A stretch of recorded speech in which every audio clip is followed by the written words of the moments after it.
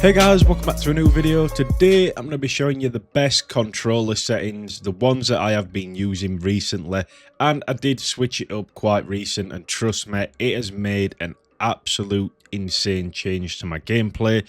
I'll show you some clips of pretty much how this sort of works now with the settings I am running. But if you are new to the channel, make sure to subscribe, drop a like on today's video, and with that said, let's jump straight into it. So I recently made a video on, obviously, about controller with stability on hand cannons, and you guys seem to love it. You love the fact that I'm still a controller player on PC, keeping up with the keyboard and mouse.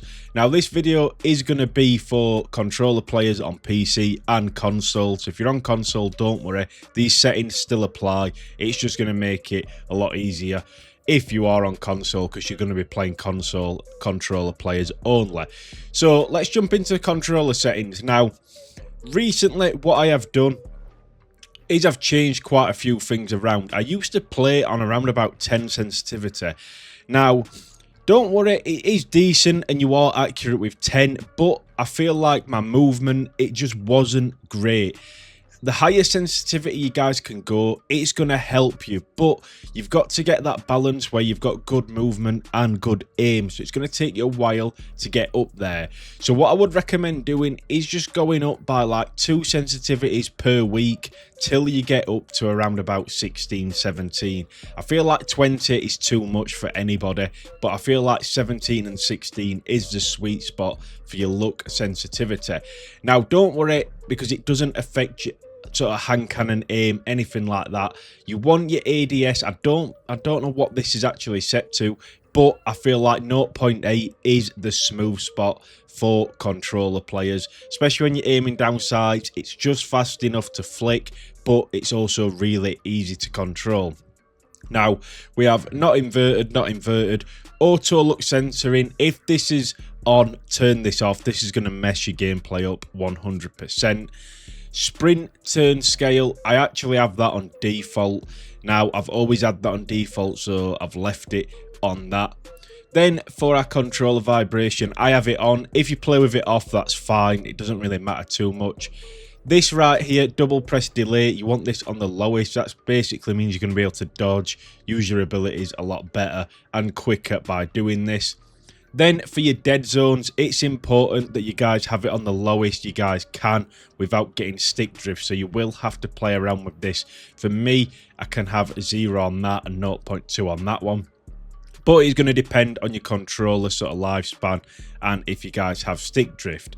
Now, movement controls, I believe they are all default. I am using an Elite controller, so I have paddles on the back. I use slide and obviously jump on the paddles. So take that into account when I am doing these settings. If you're using a standard controller, obviously you guys can play claw. I don't play claw, I just play normal with the paddles. So that's sort of what I do. If you're on PC, I'll go through the full settings right now. If you're not on PC, some of these won't affect you, but it's still worth knowing in the future. So I play windowed full screen, but I would recommend full screen if you guys don't obviously stream or record. Resolution, I always play 1080p. It's just the best for FPS and obviously getting those higher frames. Frame cap enabled, I have that off, so that we have unlimited frames. Field of view, guys, this is a big one. You need to turn this to the max. It's going to make you a better player. You can see more of the map. You can see enemies a lot better. Then for the graphics, we pretty much put it on custom and we run the lowest of low because the frames is the biggest thing for me. So I do run pretty much everything on the lowest. You guys can see right now sort of what I'm running. Make sure motion blur and wind pulse is off. It's going to mess up your frames and obviously get in the way. Then if you guys do have a NVIDIA, I would recommend putting on plus boost. You just get a little bit more frames from that 100%. And then I think that's pretty much it, to be honest. We have a HUD opacity on high, radar background opacity on medium, color blind we don't have on, full auto firing we have on, full auto melee we don't have on. That can mess you up as well. Reticle location, now when I think I started on PC, it put it below center and I wondered why my shot was off. That's more like an old console type from Destiny 1 where the reticle's a little bit lower, but you want it dead in the center. It's just easier to get to the top of the corner of your screen and the bottom if it's in the center, and it definitely helps your shot 100%. And that's pretty much all the settings in game.